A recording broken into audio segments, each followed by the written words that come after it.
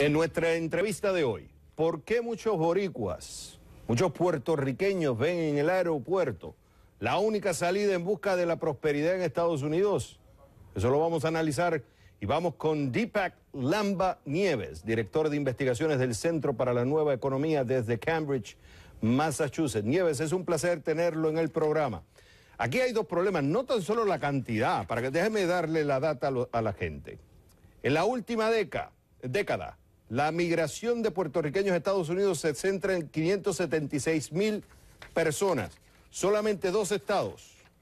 O sea, Puerto Rico es el país del mundo con mayor reducción de población que experimentó entre el 2000 y el 2010. Y cuando tomas a Estados Unidos como referencia, solamente hubo un caso similar de Puerto Rico, Michigan. Y no tan solo es la cantidad de puertorriqueños que se están yendo de Puerto Rico, sino el tipo de puertorriqueños, jóvenes y con educación. Esto no es bueno para una economía que ya lleva años en recesión, ¿correcto, Nieves? No, no es un panorama alentador. Sin embargo, tenemos que tomar en consideración que la migración tampoco es un fenómeno nuevo en la historia de Puerto Rico.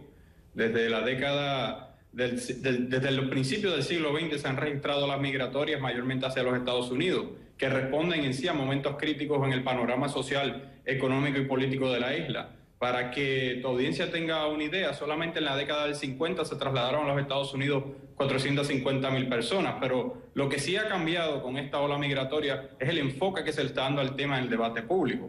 Antes los grandes movimientos migratorios se asociaban con estrategias estatales de desarrollo económico. Hoy la migración y el desarrollo se ve como dinámicas opuestas.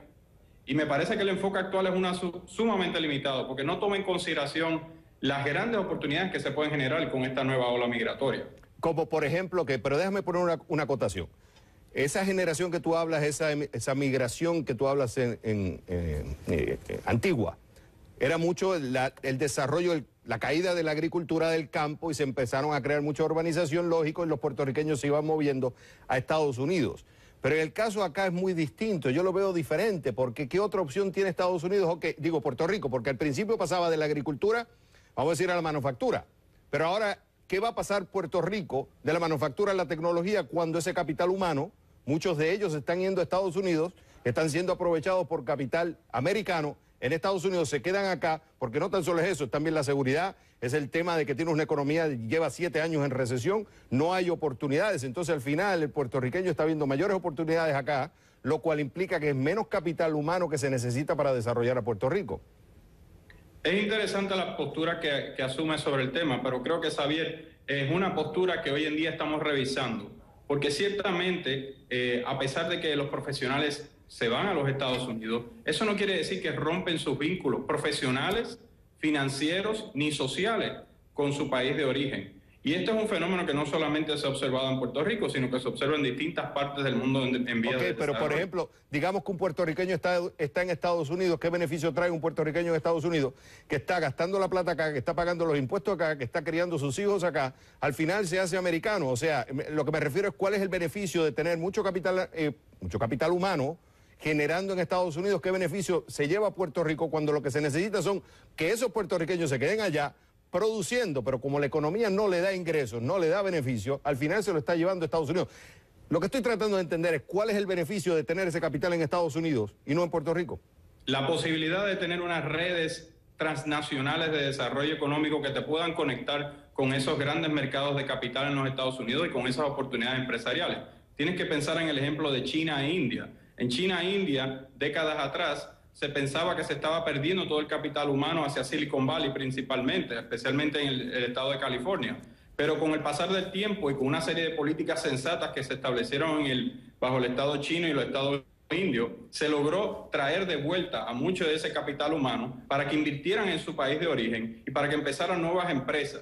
En cierta medida, Puerto Rico tiene que hacer una apuesta en esa dirección, porque el capital humano, como tú muy bien dices, se nos está yendo a los Estados Unidos, pero no por eso quiere decir que lo perdimos para siempre o que podemos hacer unas conexiones estratégicas que en cierta medida nos ayuden a potenciar desarrollo económico. Ok, ¿qué está haciendo? Ahora te pregunto, perfecto, me queda claro. O sea, no es que porque se vayan es el fin del mundo y el resultado es que es todo catastrófico, pero la pregunta es ¿qué está haciendo el gobierno?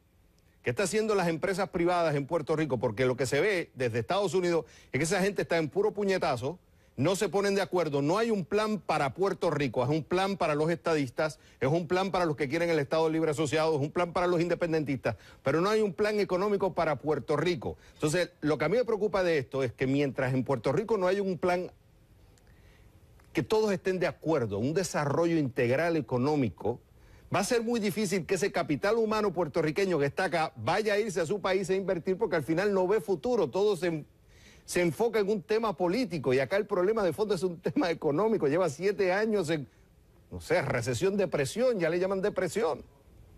Es correcto, Xavier. Sin duda alguna, Puerto Rico actualmente no tiene una política sensata que vincula la migración con el desarrollo.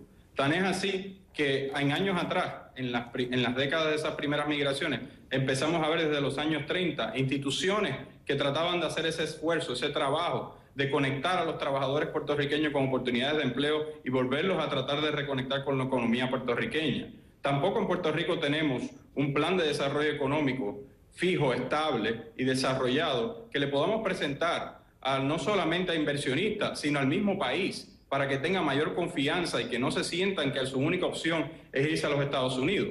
Como tú muy bien apuntas, lo necesario también en Puerto Rico es que se desarrollen unos procesos de concertación social. Y a lo que me refiero es que se creen unas mesas de diálogo que incluyan no solamente a los políticos, sino a todas las comunidades de interés que puedan en cierta medida tomar una incidencia y tomar el liderazgo. Las soluciones no necesariamente van a venir de la clase política, Xavier, eso lo sabemos. No va a venir de ahí. Así que necesitamos un esfuerzo concertado de la mayoría de los sectores. No solamente estamos hablando aquí del sector privado, estamos hablando del movimiento sindical, estamos hablando de la sociedad civil ampliamente conocida, estamos hablando de un esfuerzo genuino por tratar de poner sobre la mesa los problemas de Puerto Rico y soluciones reales que vengan de todos los sectores. ¿Tú sabes lo que se necesita, Nieves, en Puerto Rico? Menos abogados, menos políticos, más científicos, más economistas, más médicos que se sienten a traer soluciones, crear un plan para Puerto Rico, no un plan para los partidos, no un plan para los líderes, sino un plan para el país. Es ahí donde realmente vamos a traer este capital que está en Puerto Rico, en Estados Unidos, va a ir con toda la alegría para ir a la isla. Pero mientras tanto, mientras ellos no hagan eso, siguen hundiendo al país. Llevamos 7 años de recesión. Es un serio problema y se tienen que poner ya y ser adultos. Estoy de acuerdo. Deepak Lamba, director de investigación del Centro para la Nueva Economía. Fue un gusto haberte tenido en el programa. Igualmente.